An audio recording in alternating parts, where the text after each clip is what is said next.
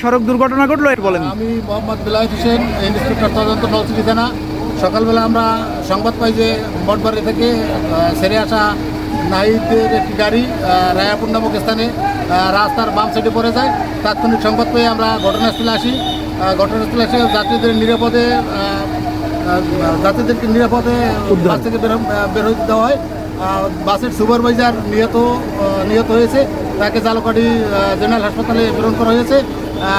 তাৎক্ষণিকভাবে আমরা আমাদের পুলিশের রেকার ঘটনাস্থলে আছে, পুলিশ সদস্য আইনশৃঙ্খলা বাহিনীর উপস্থিত আছে, আইনশৃঙ্খলা স্বাভাবিক আছে, রেকারের কার্যক্রম চলতেছে। গাড়ি উদ্ধারের জন্য আমরা আপ্রাণ চেষ্টা করতেছি, পরিস্থিতি স্বাভাবিক আছে।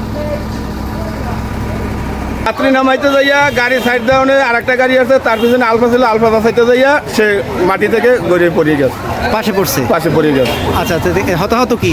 হতাহত তো দেখলাম একদম উদ্ধার করছে, বাকি আছে কিনা উদ্ধারের পরে বোঝা যাইবে। ওরে এমন জোরে মাঝে মাঝে চাপ দেয়, ওস্তাদ ডাইনে থেকে বাইরে হান্দা দেয়।